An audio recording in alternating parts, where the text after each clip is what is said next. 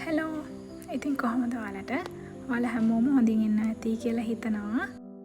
ඉතින් මේ වීඩියෝ එකෙන් ඔයගලන්ට බලන්න පුළුවන් වෙන්නේ ගෙවුණු තවත් ලස්සන දවස් කිහිපයක එකතුවක්.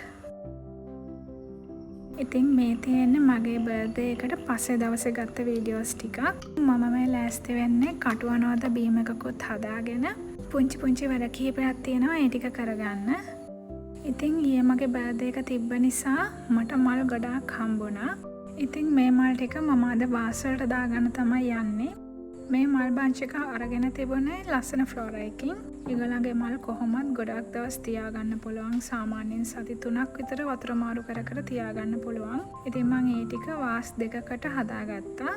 එක වාස් එකක් සෝෆා එක ළඟින් තිබ්බා. අනිත් එක මම කිචන් එකෙන් තිබ්බා.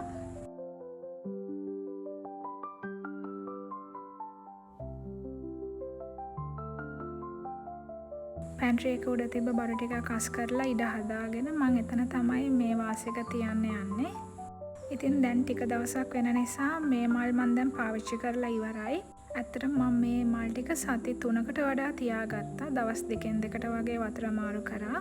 සාමාන්‍යයෙන් වතුර මාරු කරලා අලුත් වතුර දැම්මට පස්සේ අපිට පුළුවන් සීනි හැන්දක් විනාගිරි චූට්ටක් වගේ දාන්න. එහෙම කරාමත් මල් සාමාන්‍යයෙන් අලුත් විදිහටම වැඩිපුර දවසක් තියාගන්න පුළුවන්.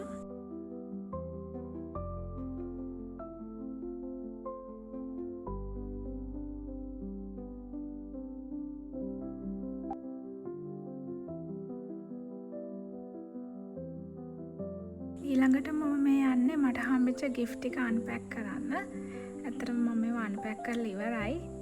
ඉතින් වීඩියෝ එක ගන්න ආපහු චුට්ටක් ඔයගලන්ට පෙන්නන්න හිතුවා.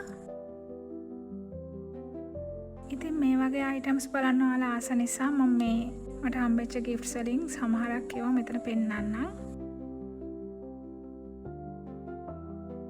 මේ bathroom set එක අරන් තිබුණේ Lady J එකෙන්. මේක 4 pieces set එකක්.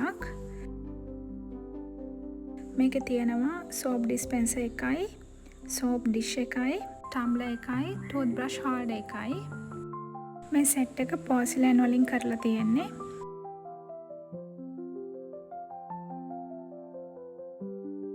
ඊළඟට මට හම්බුණා මේ ලස්සන ornament එක. මේක candle holder එකක්. මට හිතෙන්නේ මේක හදලා තියෙන dolomite වලින්.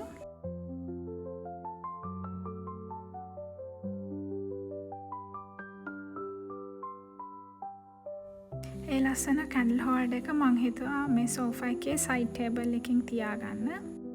මෙතන තියෙන මල් වාස් එකත් එක්කත් ඒ කලර් එක හොඳට මැච් වෙනවා.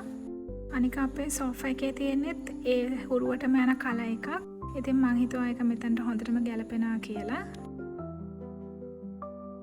bathroom set එක නම් දැනට මගේ bathroom set එක තියෙන නිසා මං ඒක ආපහු පැක් කරලා තිබ්බා. ආපහු bathroom එක clean කරන දවසට මං හිතුවා මේ bathroom set එක bathroom එකෙන් තියන්න. එතකම් මං ඒක පැක් කරනවා. ඉතින් දැන් මේ කරන්නේ මම පොඩි memory එකක් හදා ගන්නවා. මම කොහොමත් මට fresh flowers හම්බුනොත් මතක සටහනක් විදිහට ඒ මලක් වේලලා තියා ගන්නවා. ඉතින් අද මට ගොඩක් මල් හම්බෙච්ච නිසා මට හිතුණා මල් කීපයක්ම වේලන්න. මම මල් වේලන්නේ සාමාන්‍යයෙන් පොත් අස්සේ දාලා එහෙම නැත්නම් සිලික ජෙල් වල දාලා.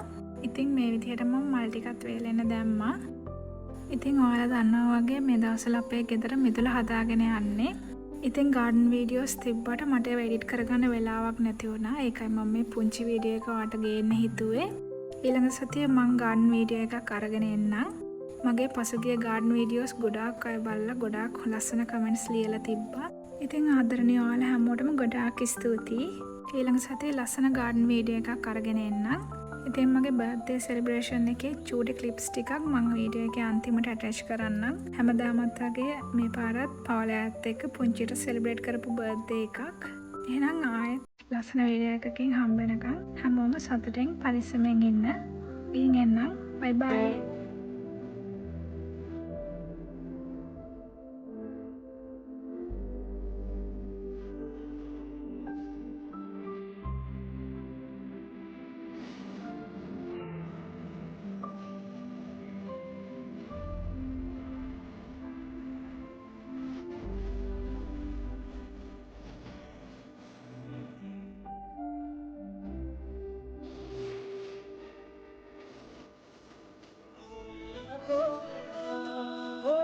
හිටුතු